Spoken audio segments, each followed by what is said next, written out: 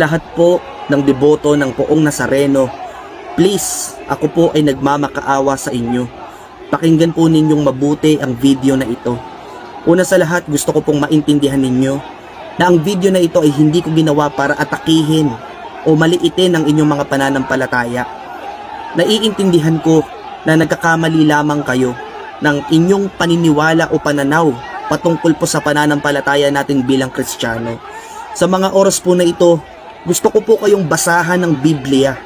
Dapat po nating maintindihan na ang pananampalataya nating mga Kristiyano ay hindi po dapat nakabase sa sinabi lamang ng tao o sa nakagisnan nating tradisyon.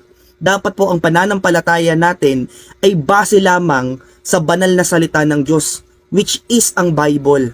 Kaya po sa mga oras na ito, ako po ay nakikiusap sa inyo, please lang, pakinggan po ninyong mabuti ang video na ito. Ngayon, kung sasabihin nyo sa akin na kanya-kanya tayong paniniwala, irespeto natin. Kapatid, hindi tayo kanya-kanya ng paniniwala. Kung Kristiyano ka, Kristiyano din ako. Kung Biblia ang basehan ng pananampalataya mo, ganun din ako. So, ibig sabihin, hindi dapat magkaiba yung pananampalataya natin.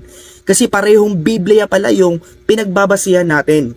Ngayon, sa oras na ito, pakinggan po ninyo mabuti kung ano ba yung sinasabi ng Biblia patungkol po sa ating Diyos. Sabi po ng Biblia sa John chapter 4 verse 24, ang Diyos ay Espiritu, kaya ang sumasamba sa Kanya ay dapat sumamba sa pamamagitan ng Espiritu at katotohanan. Mga kapatid, ano po ba itong nangyayari sa ating bansa? Sasabihin ninyo na imahe lang yan, reflection lang yan para maging makatotohanan yung ating pagsamba. At sasabihin ninyong hindi naman ninyo yan kinikilala bilang Diyos, imahin lang yan. Pero, bakit ganyan tayo magkandarapa?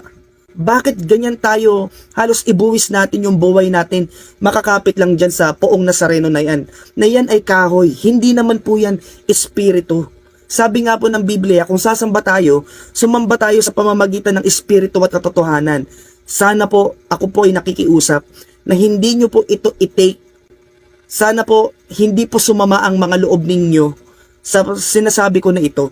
Kasi sobra pong nagdurugo yung puso ko kapag nakikita ko po kayong sumasamba sa maling kapamaraanan dahil hindi po ganyan yung paraan na gustong pagsamba ng Diyos. Ang gusto pong pagsamba sa atin ng Panginoon, sumamba tayo sa Espiritu at katotohanan. Pakinggan nyo po yung sinasabi ng Isaiah chapter 44 verse 9 to 20, ganito po. Walang kwentang tao ang mga gumagawa ng mga rebultong Diyos-Diyosan. At ang mga rebultong ito na labis nilang pinapahalagahan ay walang halaga. Sila rin ang nakakapagpatunay na ang mga iyon ay wala ring halaga. Sapagkat ang mga iyon ay hindi nakakakita at walang nalalaman. Kaya nga napapahiya ang mga sumasamba sa mga iyon. Hangal ang mga taong gumagawa ng mga rebultong hindi naman napapakinggan. Tandaan ninyo, ang lahat ng sumasamba sa mga rebulto ay mapapahiya. Dahil ang mga iyan ay gawa lang ng tao. Magsama-sama man sila at ako'y harapin, matatakot sila at mapapahiya rin. Ang panday ay kumukuha ng kapirasong bakal at isinasalang sa baga. Pagkatapos pupukpukin niya ito ng maso para ihugis rebulto. Nanghihina siya sa gutom at halos nawalan ng malay dahil sa uhaw. Ang karpintero naman ay susukat ng kaputol na kahoy. Guguhitan niya ito ng anyo ng tao. Pagkatapos, uukit siya ng magandang larawan ng tao sa pamamagitan ng kanyang mga gamit para ilagay sa isang templo. At para may magamit siyang kahoy, pumuputol siya ng cedro, encina o cypress na kanyang itinanim sa kagubatan. Nagtanim din siya ng puno ng abeto at sa kadidilig ng ulan ay tumubo ito. Ang ibang piraso ng kahoy ay ginamit niyang panggatong para pampainit at panluto ng pagkain. Isipin nyo, yung kahoy na rebulto, yung kaputol nun, iginamit para panggatong. Kumbaga pinapakita dito na yung halaga ng rebulto na kahoy ay kasing halaga ng kaputol ng pirasong kahoy na ipinanggagatong para ipangkain.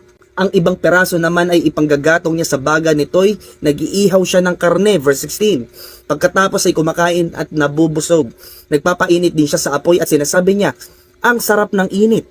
At ang ibang peraso ay ginagawa niyang rebulto. At sa rebultong ito'y nananalangin siya ng ganito, Iligtas mo ako sapagkat ikaw ang aking Diyos. Pagkatapos mong mag-ihaw, gamit ang kaperaso ng kahoy, yung kabilang kaperasong kahoy naman ay mananalangin ka doon, kakausapin mo, sasabihin mong, iligtas mo ako. Verse 18, hindi alam at hindi nauunawaan ng mga taong ito ang kanilang ginagawa. Tinakpan ang mga mata nila, kaya hindi sila makakita. Tinakpan din ang kanilang mga isip, kaya hindi sila makaunawa. Walang nakakaisip na magsabi, ang kaputol ng kahoy ay ipinangluto ko ng pagkain, ipinangihaw ng karne, at aking kinain. Gagawin ko bang kasuklam-suklam na rebulto ang natirang kahoy? Sasambahin ko ba ang isang pirasong kahoy? Verse 20, ang mga gumagawa nito'y parang kumain ng abo. Ang hangal niyang isip ang nagligaw sa kanya. At hindi niya maililigtas ang kanyang sarili. At hindi siya papayag na ang rebultong nasa kanya ay hindi Diyos. Ipipilit talaga ng mga taong ito na yung kahoy ay Diyos. Nakakalungkot na bagay. Mahigpit po na pinagbabawal ng Diyos ang paggawa ng rebulto. Sinabi po ng Exodus chapter 20 verse 3 to 5, huwag kayong sasamba sa ibang mga Diyos maliban sa akin. Huwag kayong, sino ba yung Diyos na nagsasalita? Espiritu. Yun nasa John 4:24, God is a spirit. So we must worship Him in spirit and in truth. Verse 4, sabi po ng Exodus, huwag kayong gagawa ng mga Diyos-Diyosan na anyo ng anumang bagay sa langit o sa lupa o sa tubig. Huwag ninyo itong paglilingkuran o sasambahin. Dahil ako ang Panginoon na inyong Diyos, ay ayaw na may sinasamba kayong iba. Pinaparusahan ko ang mga nagkakasala sa akin, pati na ang mga anak hanggang sa ikatlo at ikaapat na henerasyon ng mga napupuot sa akin. Mga kapatid, meron pong warning sa atin ng Panginoon na may parusa ito hanggang sa ikaapat na henerasyon. Hindi po ako nagsabi, kundi ang Biblia. Parang awa na po ninyo. Wala pong magandang epekto ang pagsamba natin sa rebulto. Hindi po ito pang-aatake. Ito po'y pakikiusap sa inyo mga kapwa ko Pinoy. Itigil na po natin ito. Bumalik tayo sa tunay na pagsamba. Ang pagsamba sa Espiritu. Huwag po kayong magalit. Huling Bible verse na po ang babasahin ko. Salmo 115 verse 2 hanggang 8. Ganito ang sinabi. Bakit kami kinukutya ng ibang bansa at sinasabi nilang, nasaan ang inyong Diyos? Verse 3.